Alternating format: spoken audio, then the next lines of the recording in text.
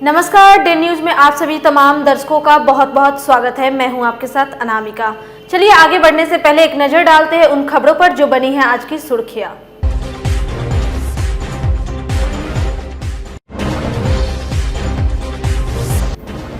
नए कृषि कानून के खिलाफ अब मुजफ्फरपुर में शुरू हुआ अनिश्चितकालीन धरना। खुदीराम बोस स्मारक स्थल पर जमे किसान खेत मजदूर संगठन के नेता।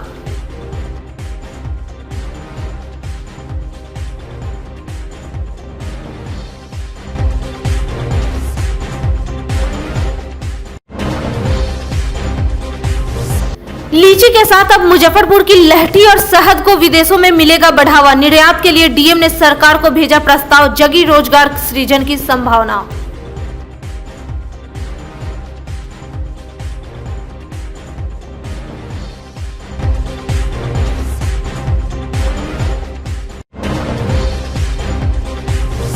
और पिछले 3 दिनों से पड़ रहे ठंड से टूट रहा है सालों का रिकॉर्ड। कुहासा और शीतलहर से पूरा जनजीवन हुआ प्रभावित।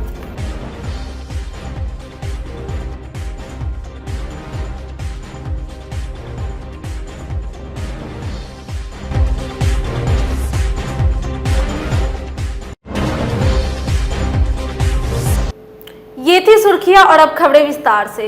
नए कृषि कानून के विरोध में पिछले कई दिनों से किसानों का दिल्ली में आंदोलन जारी है। पंजाब, हरियाणा, राजस्थान सहित कई अन्य प्रदेशों के किसान दिल्ली में डेरा जमाए बैठे हुए हैं।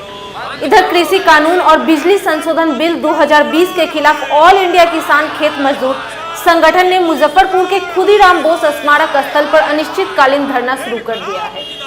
संगठन के जिला सचिव लाल बाबू महतो ने कहा कि खेती और किसानी को पूरी तरह देसी विदेशी कॉरपोरेट घरानों के हवाले करने से केंद्र सरकार बाज आए, नहीं तो किसानों का आंदोलन उग्र भी हो सकता है।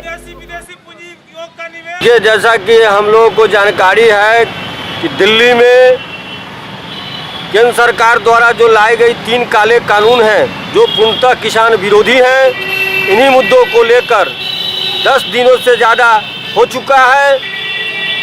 खासकर दिल्ली के बॉर्डर इलाकों में, हरियाणा के क्षेत्र में, दिल्ली के क्षेत्र में, पश्चिम उत्तर प्रदेश के क्षेत्र में जो हजारों लाखों किसान लोग संघर्ष कर रहे हैं। विगत 8 दिसंबर को पूरे भारत, संपूर्ण भारत बंद हुआ। उसके बाद भी केंद्र सरकार कारपोरेट घरानों के हित में किसानों की इतनी बड़ी जो जबरदस्त जीवन से जुड़ा हुआ मांग है, सवाल है, उनको अनदेखा कर रही है। इनको लेकर पूरे देश में देशव्यापी इन किसानों के समर्थन में केंद्र सरकार को 3 काले कानून वापस लाने तक अनिश्चितकालीन धरना शुरू किया गया है। इसमें सैकड़ों संगठन के किसान संगठन संपूर्ण रूप से आज से पूरे देश भर में अनिश्चितकालीन धरना चलाएंगे। 14 तारीख को सभी भारत के जिला मुख्यालयों में जिला कार्यालय का घेराव होगा और जब तक सरकार नहीं मांगे मानती है तब तक यह लड़ाई जारी रहेगी। इधर पिछले 3 दिनों से पड़ रहे कड़ाके की ठंड ने सालों साल का रिकॉर्ड तोड़ दिया है। कुहासा और शीतलहर ने न सिर्फ मुजफ्फरपुर बल्कि पूरा उत्तर बिहार प्रभावित है। ठंड का असर सड़क, रेल और वायु मार्ग पर भी पड़ा है। बच्चे, बीमार और बुजुर्गों की परेशानी बढ़ गई है। बढ़ते ठंड को देखते हुए भारतीय मानव अधिकार सुरक्षा परिषद की तरफ से गुरुवार को वार्ड 40, 41, 42, 43, 44 और 45 के गरीब और जरूरतमंदों के बीच कंबल वितरण किया गया। मौके पर परिषद के अध्यक्ष राजू नैयर, मेयर सुरेश कुमार और जदयू के जिला अध्यक्ष रंजीत सहनी भी मौजूद रहे। चिकित्सकों ने कहा है कि ठंड के समय जरूरत पड़ने पर ही घर से बाहर निकले। Civil surgeon doctor Shailesh Kumar Singh ने कहा कि बिना गर्म कपड़े के घर से बाहर न निकले।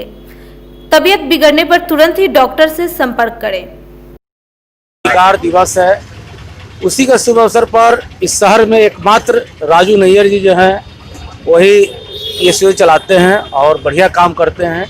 क्योंकि आज ठंडा का मौसम है भी है और बढ़ा हुआ है, इसी के उपलक्ष्य में हर साल ये गरीबों में जो दिन गरीब गुरबा है उसके बीच कंबल का वितरण करते हैं, जो बहुत ही सराहनीय कार्य है।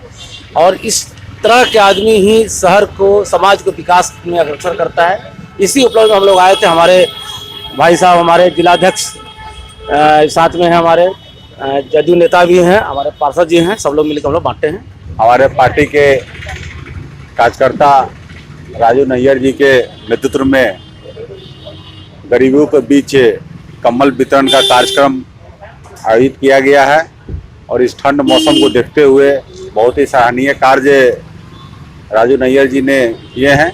इसमें हमारे मुख्य अतिथि बड़े भाई मेयर साहब, हम लोग सब लोग मिलकर गरीबों के बीच कंबल बांटने का काम किए हैं और बहुत ही सराहनीय कार्य है। इसलिए मैं राजू नैयर जी को अपने तरफ से बहुत बहुत बधाई देता हूं कि हर साल इस तरह के कार्य करते रहते हैं। इसके लिए बहुत बहुत इन्हें बधाई, धन्यवाद। ठंड में निमोनिक बीमारी ज़्यादा होती है और वो थोड़ा इसीलिए लोग उम्मीद कर रहे थे कि ठंड में कोरोना बढ़ जाएगा। तो अब क्या बढ़ेगा कोरोना का तो गति के बारे में तो नहीं बता सकते हैं, लेकिन ठंड से ऐसे ही बचना चाहिए। इम्यून सिस्टम ये ठंड से बचाता है और ऊपर से कपड़ा वस्त्र बचाता है। गर्म खाना खाना चाहिए, ठंडा नहीं घूमना चाहिए। मुजफ्फरपुर के शाही लीची के साथ साथ अब यहां की लहठी और शहद को भी निर्यात करने के लिए जिला प्रशासन ने सरकार को प्रस्ताव भेजा है। इस संबंध में डीएम चंद्रशेखर सिंह ने कहा कि लीची के साथ साथ यहां के लहठी और शहद के निर्यात से बड़े पैमाने पर रोजगार का सृजन भी होगा। जानकारी के लिए दर्शकों को बता दें कि मुजफ्फरपुर की लीची बागान में उत्पादित किए शहद में लीची का स्वाद मिलने के कारण इसका विदेशों में जबरदस्त डिमांड है। इसके साथ ही मुजफ्फरपुर की लहठी तो इतनी फेमस है कि अभिनेत्री ऐश्वर्या राय तक ने अपनी शादी में इसे मंगवाया था। ये सब देखते हुए डीएम चंद्रशेखर सिंह ने इन्हें प्रमोट करने के लिए सरकार को प्रस्ताव भेजा है। ये हम लोग प्रत्येक जिले का स्पेसिफिक उत्पाद को मांगा गया है कि क्या निर्यात किया जा सकता है सरकार के द्वारा। तो हम लोग यहाँ जो मीटिंग की है उसमें हमारे ज़िले में, मुजफ्फरपुर ज़िले में हम लोगों का शाही लीची है, लहठी है और मधु। तो शाही लीची तो विश्व प्रसिद्ध है, उसका जीआई टैग भी हम लोगों को मिला हुआ है और वो उसका उत्पाद निर्यात किया जा सकता है। दूसरा लहठी भी मुजफ्फरपुर ज़िले की विशेष प्रसिद्धि है उसकी, तो उसको भी हम लोग प्रमोट कर रहे हैं। उसका भी प्रस्ताव हम लोगों ने भेजा है कि उसका भी निर्यात और उसके भी मार्केटिंग, प्रचार प्रसार उसका भी होना चाहिए। बड़े पैमाने पर उसमें रोजगार सृजन होगा। एक तरह से वो कुटीर उद्योग है, घर में रह के लोग करते हैं। और तीसरा जो मधु है, वो हम लोगों के मुजफ्फरपुर ज़िले की जो मधु है उसकी विशिष्टता है वो ये है कि लीची का जो फूल और फल होता है उससे संबंधित है। लीची के बागान में उसको किया जाता है बॉक्स रख करके, तो उसके कारण उसकी सुगंध और उसका मिठास वो विशिष्ट प्रकार का होता है। इसलिए हम लोगों ने मधु को भी प्रमोट करने के लिए अनुशंसा किया है। तो शाही लीची और हमारा लहठी मुजफ्फरपुर ज़िले की और उसके साथ साथ मधु, हनी जो है, ये 3 उत्पादों का हम लोगों ने अनुशंसा किया है। उसका निर्यात के लिए, उसकी मार्केटिंग के लिए, उसके प्रसंस्करण के लिए योजनाओं में शामिल किया जाए ताकि उसका लाभ जिले को मिलेगा और बड़े पैमाने पर लोगों को रोजगार भी मिलेगा। एसडीओ पूर्वी कुंदन कुमार के नेतृत्व में गठित अतिक्रमण हटाओ टीम ने अब जोर शोर से काम करना शुरू कर दिया है। बुधवार को जूरन छपरा से कंपनी बाग तक और अवैध कब्जे हटाने के बाद गुरुवार चांदनी चौक से सुधा डेयरी, फिर चांदनी चौक से बैरिया बस स्टैंड और गोबरसही तक प्रशासन का बुलडोजर चला। इस दौरान कुछ दुकानदारों ने विरोध भी किया, लेकिन पुलिस बल की मौजूदगी में उनकी एक नहीं चली। एसडीओ कुंदन कुमार ने साफ साफ कहा है कि अवैध कब्जे को हटवाने में गतिरोध पैदा करने वालों पर कानूनी कार्रवाई की जाएगी। अतिक्रमण हटाने दौरान कुछ दुकानदारों को क्षति भी पहुंची। इसे देखते हुए कुछ लोगों ने खुद से अवैध कब्जे को हटाने में जुट गए।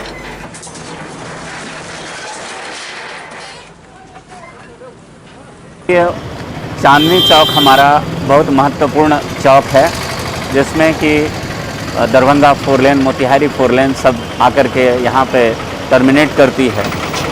और प्रायः यह देखा जाता है कि सर्विस लेन पूर्ण रूप से मोटर गैराज वालों ने जाम कर रखा है।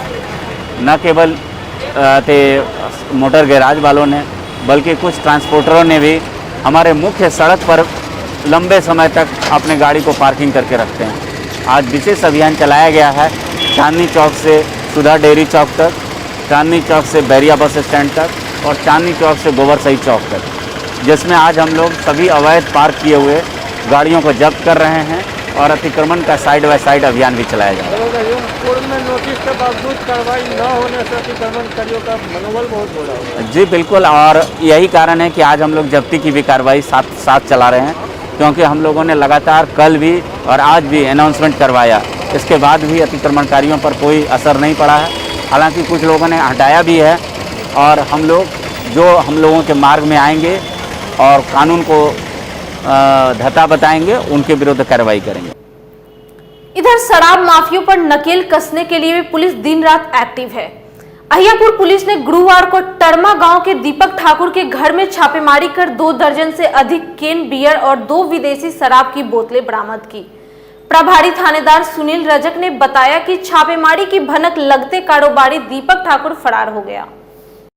शराब की सूचना वरीय पदाधिकारी के द्वारा शराब की सूचना पर तत्काल तुरंत उस पर कार्रवाई की जा रही है और कई जगह पर छापेमारी करके कुछ अभियुक्त को हम लोग गिरफ्तारी भी किए हैं। ठीक उसी प्रकार कल सूचना मिली कि बखरी मोड़ पर दीपक ठाकुर कुछ अंग्रेजी शराब और बियर वगैरह बेच रहे हैं।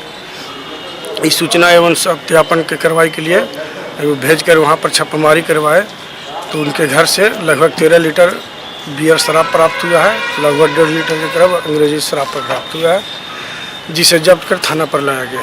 कार्रवाई की गिरफ्तारी को लेकर नहीं, कार्रवाई गिरफ्तार नहीं हुआ, लेकिन अग्रिम कार्रवाई की जा रही है। ये उनके हर ठिकाने पर छापेमारी की जा रही है ताकि उनकी गिरफ्तारी हो सके। समाहरणालय सभागार में गुरुवार को आयोजित आकांक्षी परियोजनाओं की बैठक में संयुक्त सचिव ने जिले में चल रहे विकास कार्यों की समीक्षा की। आकांक्षी जिले के तहत जिले में 300 विद्यालय, 100 से अधिक प्राथमिक स्वास्थ्य केंद्र और मॉडल आंगनवाड़ी केंद्र का निर्माण होना है। इसके निर्माण कार्यों की स्थिति का आंकलन संयुक्त सचिव ने किया।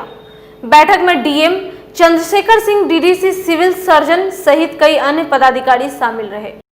आज की बैठक आकांक्षी जिला से संबंधित बैठक है और जैसा कि आपको मालूम होगा भारत सरकार द्वारा 100 से अधिक पिछड़े जिलों की सूची बनाई गई है और जो जिले मुख्य रूप से शिक्षा, स्वास्थ्य, कृषि, वित्तीय समावेशन एवं कौशल विकास में पिछड़े हुए जिले, मुजफ्फरपुर भी उस सूची में आता है। तो पिछले 1.5 सालों में आकांक्षी भारत योजना के तहत जिले के विभिन्न क्षेत्रों में क्या क्या उन्नति हुई है, क्या क्या विकास हुआ है, उसी की समीक्षा आज भारत सरकार के सीनियर पदाधिकारी, संयुक्त सचिव के लेवल के पदाधिकारी द्वारा ये समीक्षा की जा रही है। जिला पदाधिकारी और उप विकास आयुक्त भी इस बैठक में हैं तथा विभिन्न विभागों के नोडल पदाधिकारी भी। आज की खबरों में फिलहाल इतना ही। कल फिर मिलेंगे कुछ नए खबरों के साथ। तब तक के लिए हमारे डे न्यूज टीम को दीजिए इजाजत। नमस्कार।